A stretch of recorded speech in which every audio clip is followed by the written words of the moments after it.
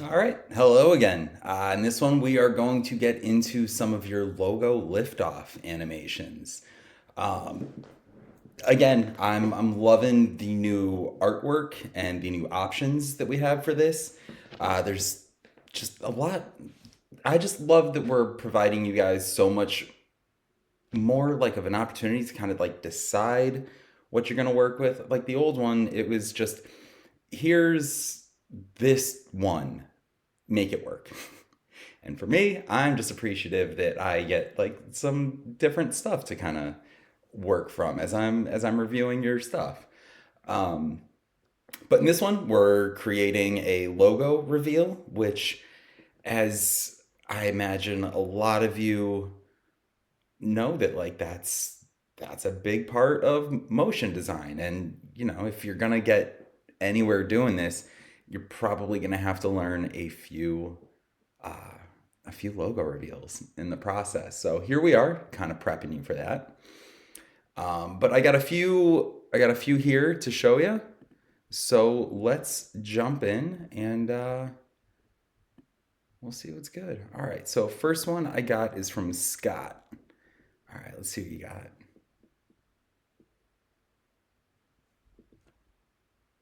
All right. Um,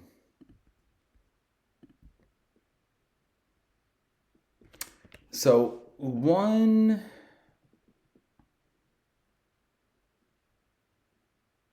thing I'm seeing is that everything's kind of moving at a very, very equal pace. Like the background elements are moving at like the same speed across the screen that these are each moving across the screen, that these are moving down the screen. I think there's just some opportunity to kind of add some variance to that. Um, and this probably sounds the opposite of, I don't know, some of the other advice that I've given along the way of like, oh no, this pace doesn't feel consistent with this pace. But it's just more of like that variety thing that I've been mentioning, is that like when you're seeing a lot of the same thing happening at once, it loses some of its punch. Um, so I'm just really trying to kind of take in what I'm seeing here. I like the little cheers that we got there.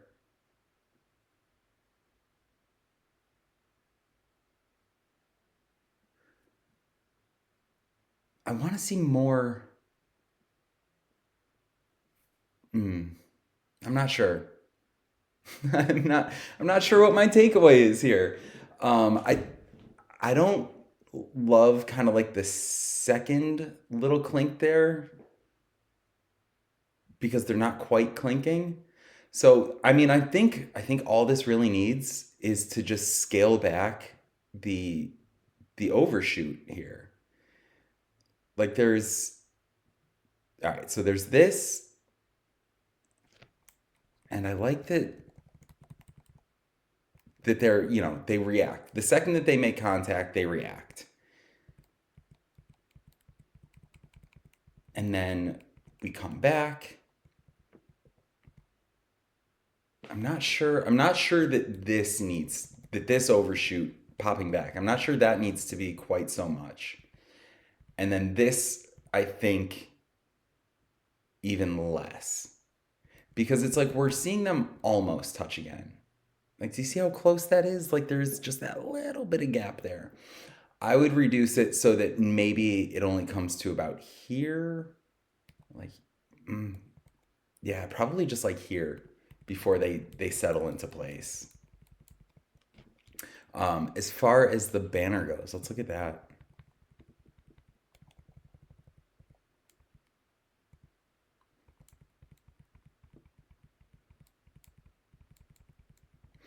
I think it would be helpful here again to do some masking, but to have the mask match up with this like outline shape here. We would still see a little bit less of this action. So I guess maybe what I'd want to see is at least mask it so that we're not seeing anything off the banner. And the way to make sure that we're not missing like this action here would be to just have that open up just a little bit quicker. So that like here, like on this very frame, like maybe it's already grown to this point. And then I guess the last thing is that I'd like to see these two words kind of have this motion separately. Mugs and kisses. Like it's mugs first, it's kisses second. Like it's two things.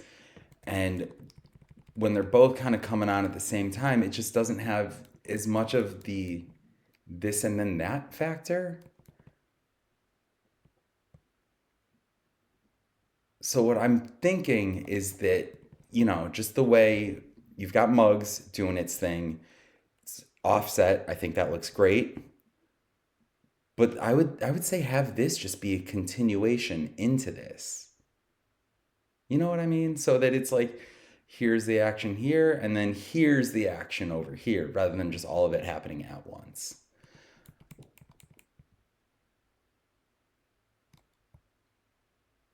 And I'm just kind of looking at the timing here, how like that settles and then the banner settles. Maybe again, so I'm saying I'd like to see maybe the banner move a little bit quicker. Let's see the banner land at the same time that the text does. And then, yeah. And then it comes to rest. And then there's still like a few extra frames there. And that's a really big part of this. And it's something that I've mentioned to a few of you with just like other projects where it's like your composition will end while things are like still in motion. Things are like still happening. You want to make sure that when something ends, like your viewer has a clear sense of finality, like that they know like, oh, it ended, it finished. Um, giving those few extra frames or seconds at the end of your composition is just really going to help out with allowing your animation to land, like not only like visually but to land like with your viewer as well. You want to make sure that they have the opportunity to like comprehend and take in what they're seeing. So just something I'd like for y'all to consider as you're moving forward with this. All right, nice job, Scott. I think you did well with this. All right, now I got Beth. Let's see what you got, Beth.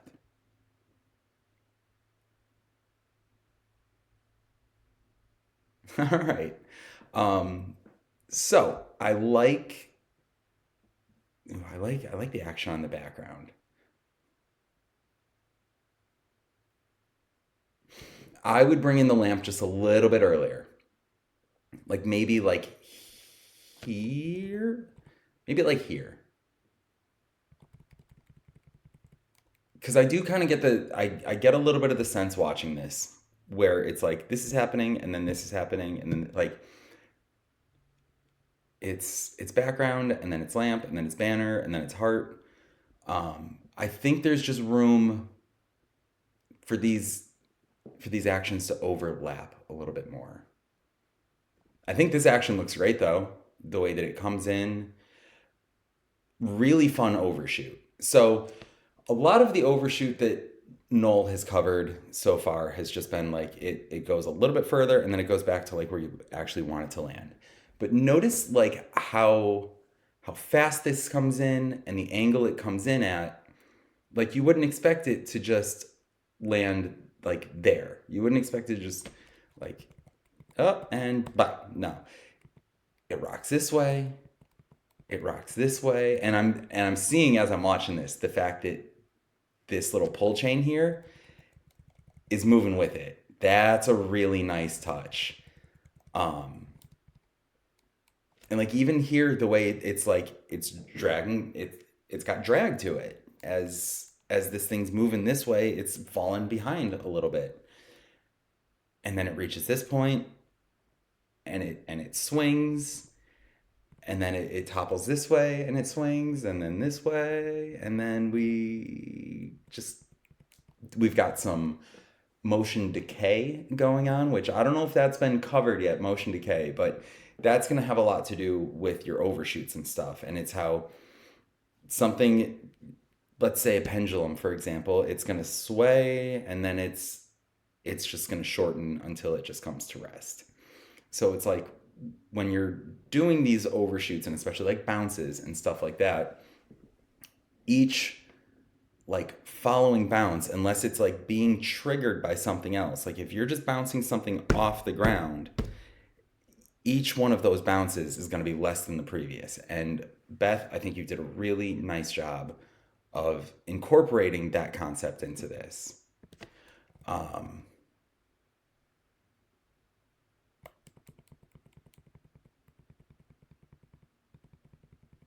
and the fact that like the chain is still swinging too. Again, really nice touch with that. All right, so I am noticing.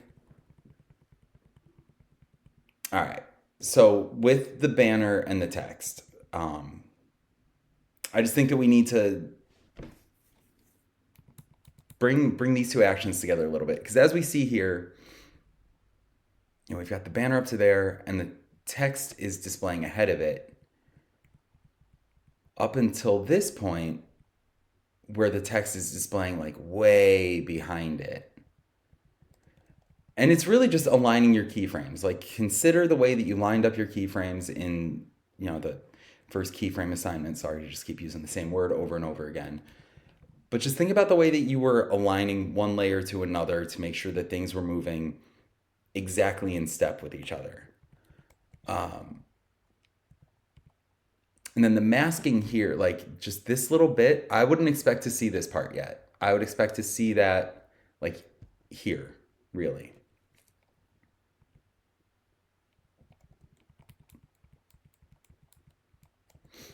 And it even gets tricky with this. And I mean, this is probably a little bit more advanced. Yeah, like right here, like we should see this coming all the way up to here. But it's almost like because of this fold that's happening here, I suppose there would be a delay in the reveal to account for that. But again, that's going to be more advanced stuff that we're not quite worried about yet. So yeah, I think that this could just use a little bit of love, matching up the keyframes on your text reveal and the banner reveal to make sure that that's all happening uniformly across. But as far as the idea and the execution behind the rest of this, I think you did a really great job with it. Nice job, Beth. All right, and then my last one, I've got live. So let's play this one through.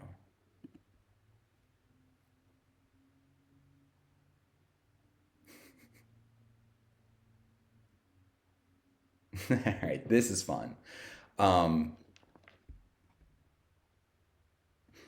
I think I would like to maybe see some more reaction. Like I like this fanning effect that we have on the background here. I think that works well. I just see kind of a disconnect between that and this mug that's just kind of like there.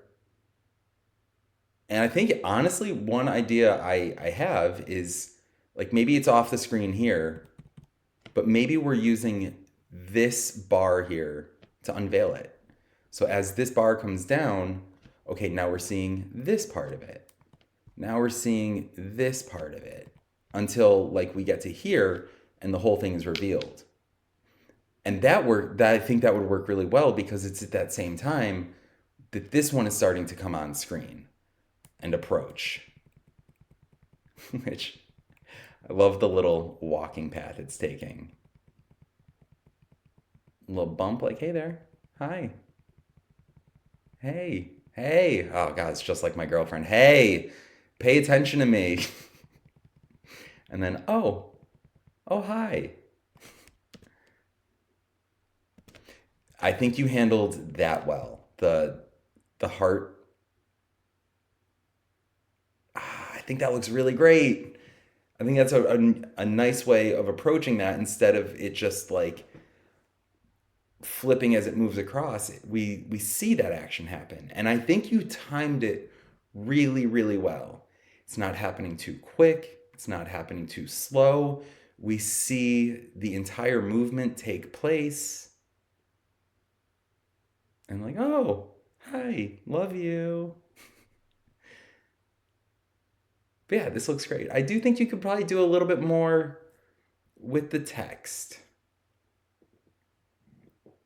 Just it just seems like that there's room there to do something other than just, a scale, a scale, a scale. See if maybe there's a way to offset some of the animation like between the letters, or just add a little bit more life to them. But as a whole, I think this works well. And like that's just one of those things that, again, maybe during catch up week, you go in and just tinker with it a little bit and see if like maybe you can find a more creative way to land that. Also, I would say maybe the kiss is what triggers this onto the frame. Instead of it starting here, this banner, maybe it starts there. And like that's another thing like I just want people to consider is allowing one action to be what triggers another action, even if they're like completely separate. Like obviously if you have a ball here and it gets knocked, it's going to react. But like it'll provide just a little more, make things a little more coherent, I would say. If it's like this happens and then because this happens for whatever reason, it doesn't need to make sense. You've got cups kissing right now. It doesn't need to make sense. But if like this kiss were to be what pops this into frame, I think that could be really effective. All right. I think that's going to do it for this one. Between this video and the previous one, I've been talking for a while and you might be sick of me by now. But hey, again, catch up week. Utilize it. Hit me up if there's any guidance, any questions, anything that I can help with. Like just because we're not getting any new lessons or animation oatmeal or anything like that, like I'm still here. I'm still catching up myself. Apologies if I've been late getting to anyone's submissions for this because y'all have been relentless. I kind of can't keep up. Every time I knock out 10, like 15 come in. But I've got catch up week 2. So I will be spending that time making sure that I'm on top of all your stuff. And again, if there's anything I can help with, please do not hesitate to reach out. So until next time, I'll catch y'all later.